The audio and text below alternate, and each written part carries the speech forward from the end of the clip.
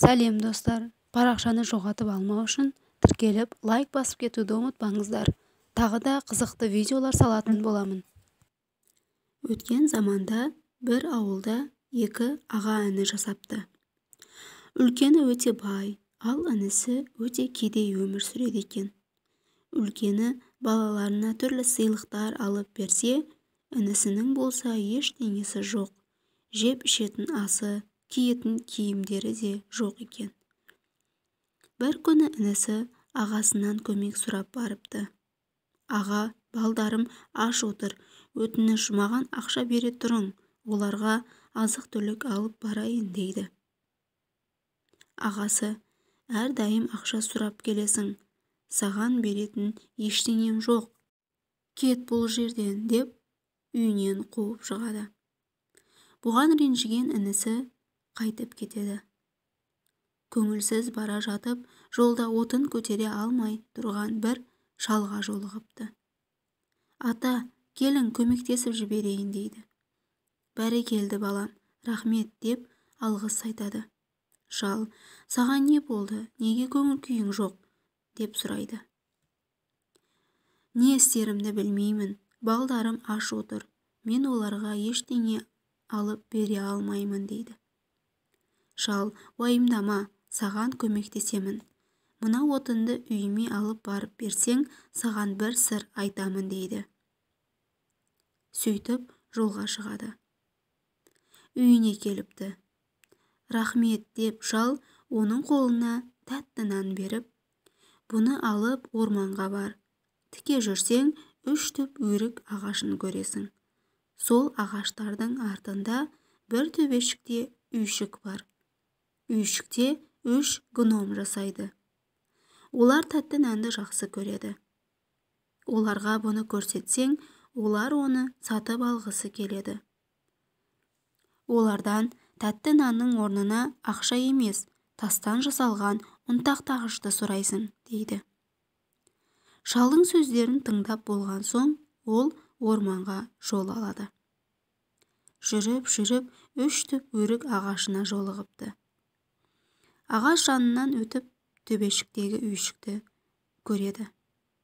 Үйшіктің ішіне кіріпті. Оны көрген гномдар ашулана бастайды. Сен кімсің, не үшін келдің, не керек, ұрлыққа келдің бе, деп айқайлайды. Мен ұр емеспін, мен деп қолындағы тәтті нанды көрсетіпті. Оны көрген гномдар қуанып кетеді. Біреуі қолындағы тәтті нанды бізге бер, орнына қалағаныңды береміз, дейді. Мейлі берейін, оның орнына тастан жасалған ұнтақтағышты беріңдер, дейді. Гномдар бұған келісіп, тастан жасалған ұнтақтағышты береді. Бұл қарапайым емес, ол сиқырлы, одан не сұрасаң соны береді. Оны істетіп болған соң, қызыл матамен жауып қой, әйтпесе ол тоқтамайды, дейді.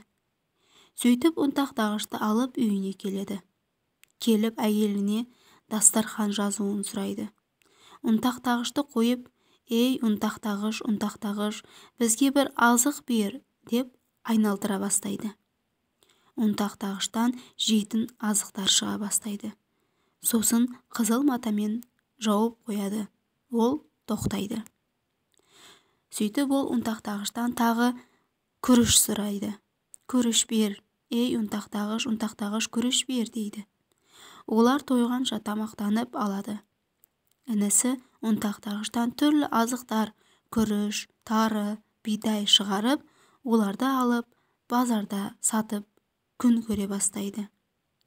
Ол көп ақша тауып байып кетеді. Үлкен үй салыпты, жаңа киімдер алып, бақытты болыпты. Ағасы інісін көре алмайды екен. Қалай байып кетті, кеше ғана ақша сұрап жүрген еді. Бір күнде қалай байып кетуі мүмкін? Бұл жерде бір нәрсе бар, деп ойлайды. Інісінің үйіне жасырынып барып, оның сырын біліп алады. Ертеңіне ұнтақтағышты ұрлап, ауылдан көшіп кетпек болады. Әйеліне келіп, жүріңдер, тез бұл жерден кетеміз, дейді. Солай бәрі қайыққа отырып, алысқа кетпекші болады. Жолда бара жатып ұнтақтағышты істетіп көрмекші болады. «Ей, ұнтақтағыш, бізге тұз бер» дейді. Ұнтақтағыштан тұз шыға бастайды. Тұздар үйіліп кетеді. Бай оны қалай тоқтатуды білмейді. Ұнтақтағыш тұз шығарудан тоқтамайды. Сөйтіп қайықтың салмағы ауырласып, барлығы суға шөгіп кетеді. Егер бай аға інісіне қызғанышпен қарамағанда, өзінде барына шүкіршілік еткенде, жанұясы аман қалар еді.